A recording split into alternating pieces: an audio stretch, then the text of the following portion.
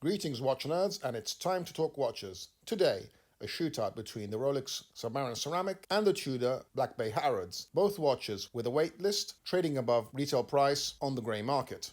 These watches may look different, but they have much more in common than you may think. They are both diver watches and they're both from Rolex. So, without any further ado, let's jump right in and see what's going on. So, we start with the Submariner. What can I say about this watch that hasn't been said before? Timeless piece, timeless design, it's been around for ages, hasn't changed very much. And you can also see the styling is very simple, no date, symmetrical dial, very shiny ceramic bezel. A sapphire crystal with no AR coating at all, as you can see from all the reflections. Case is a 40mm diameter made of 904L steel, Rolex's special mix of steel, which is slightly more corrosion resistant than normal stainless steel, but is also softer and more prone to scratches, but they will buff out more easily after you get the watch serviced. Seen from the side, the watch is surprisingly thin, only 12.5mm, which is not bad for a claimed water resistance of 300 meters. The crown, of course, is trip-lock screw-down type, surrounded by large crown guards and the Rolex logo proudly engraved on it.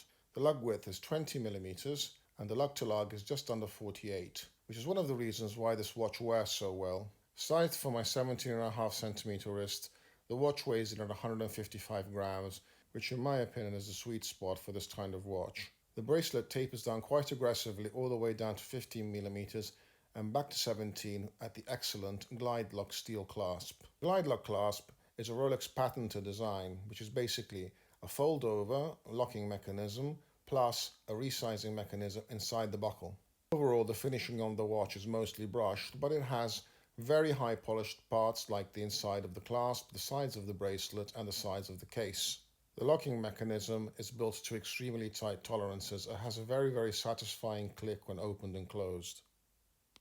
And here's the very clever glide lock sliding mechanism. Unlocks, slides back and forwards in about 2mm increments, allowing you to adjust the bracelet at a whim without the use of any tools. Kudos Rolex for this excellent idea, which I think should be standard on all of their watches. It goes without saying that at a list price over €7,000, one should expect excellent finishing, and whoever gets his hands on this watch won't be disappointed. The brushing is very fine and very consistent along the whole of the watch. The black ceramic bezel has an incredible greyish kind of sheen to it, as do the platinum PVD plated numbers on the bezel itself. The hands and arm markers are made entirely of white gold, chock full of Rolex's proprietary chromolite blue lume. The printing on the dial is crisp and incredibly well legible.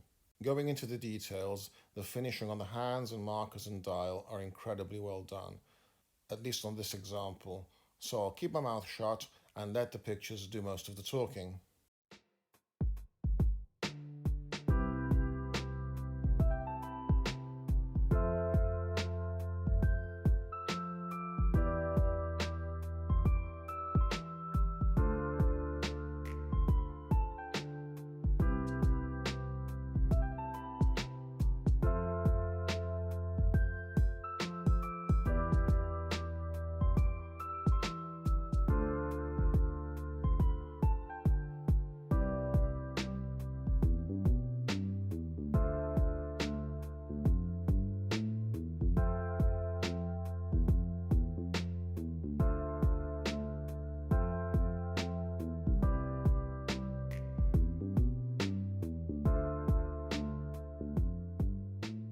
And on the wrist, this watch looks absolutely spectacular.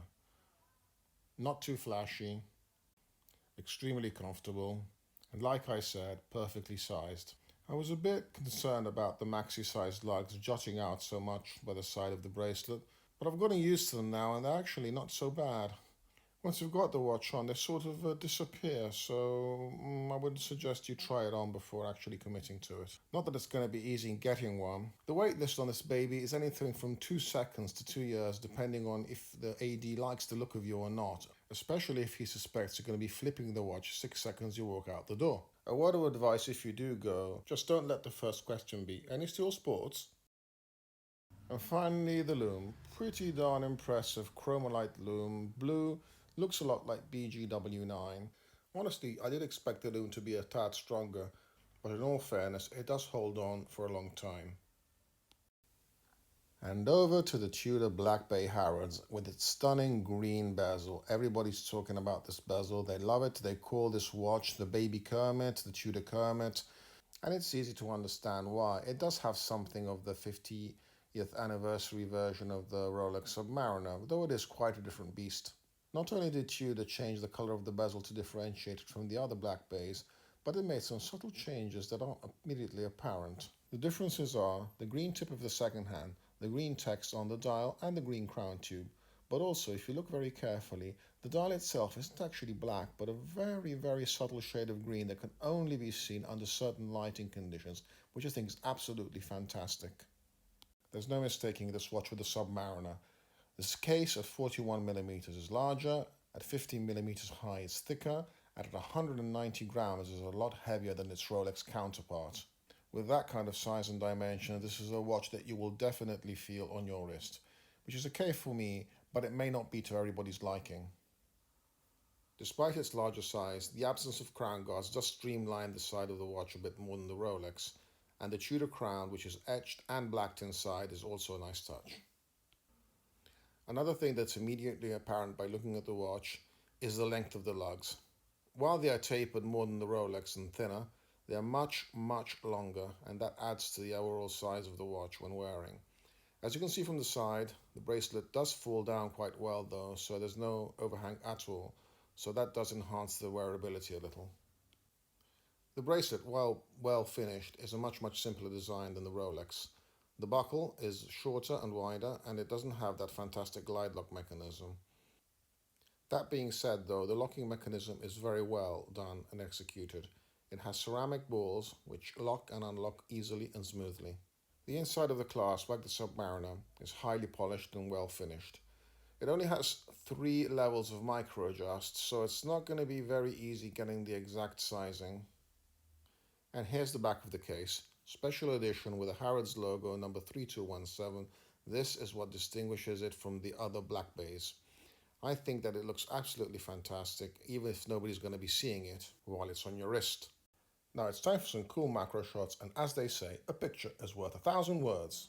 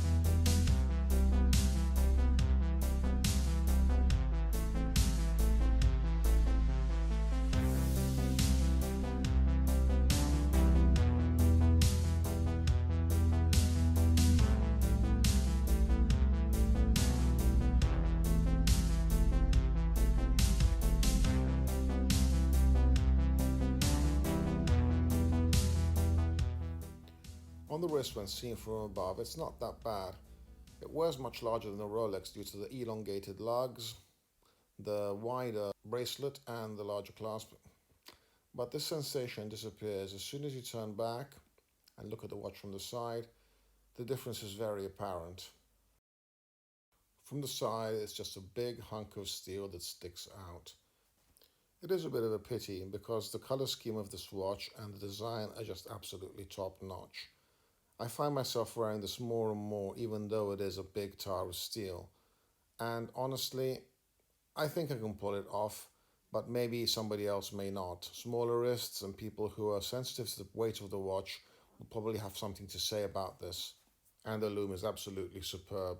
In my opinion, much better than the Submariner. Brighter to begin with and lasts at least as long.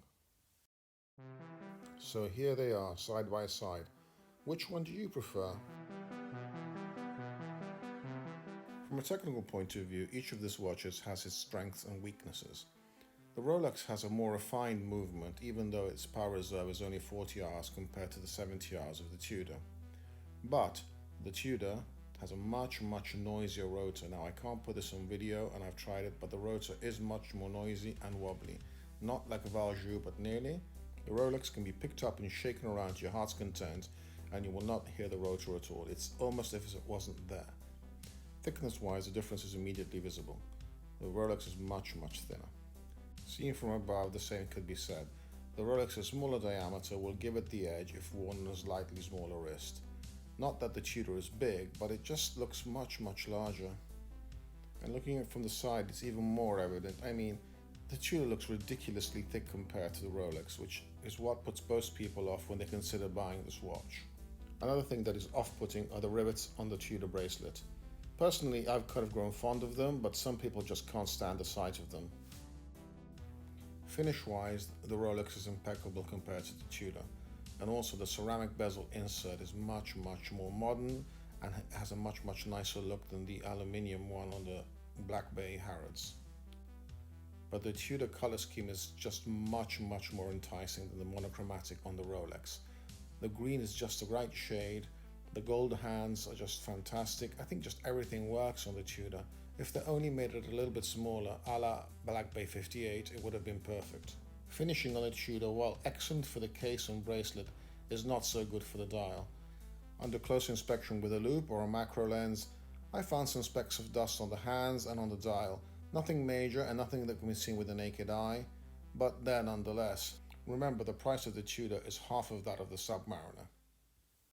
So let's do some totting up and see who has the edge. In my mind, there's no doubt that the Tudor looks way better than the Rolex. The Rolex may wear better because of its size and weight, but the Tudor's the watch that I pick up every time I open my watch box. Both watches are well built, but the Rolex wins by a hair in virtue of its fantastic bracelet with the very clever glide lock clasp. And again, another win for the Rolex. The finishing on the Rolex is finer in all aspects, the brushing, but especially the dial. I found some specks of dust on the Tudor and that did put me off a little. And here is a thunderous win for the Black Bay. At half the price of the Rolex, even at grey market prices, this is a no-brainer. But that doesn't mean that the Rolex isn't worth the price. It all comes down to how much value you put in the brand. So if branding's your thing, go for the Rolex. Wait time. This is a tricky one. Now, on the Black Bay Harrods, they're saying there's a 6 to 12 month wait list time. For the Rolex, the wait time is anybody's guess. I've recently heard people getting them in less than a month and people waiting considerably longer. It's all down to how the AD sees you in their eyes. If you're a VIP client, you may get it immediately. And if they think you're somebody who's not a flipper but a collector, you may have to wait a few weeks. In any case, it'll be tough to get one the day you walk into an AD. So be patient and wait it out. So, conclusion, unsurprisingly, a tie. Ultimately, it all boils down to what you want in a watch. Branding or value. If you want the brand, go for the Rolex. If you prefer value, go for the Tudor, though I do caution you to go and try it on before you buy. Even though it looks stunning, the size and weight may not be to everybody's liking. So that's it from me. If you like what you've seen, please give me a big thumbs up and comment in the section below. Also, if you want to be informed of new content, please subscribe and hit the little bell icon. It really helps out a lot.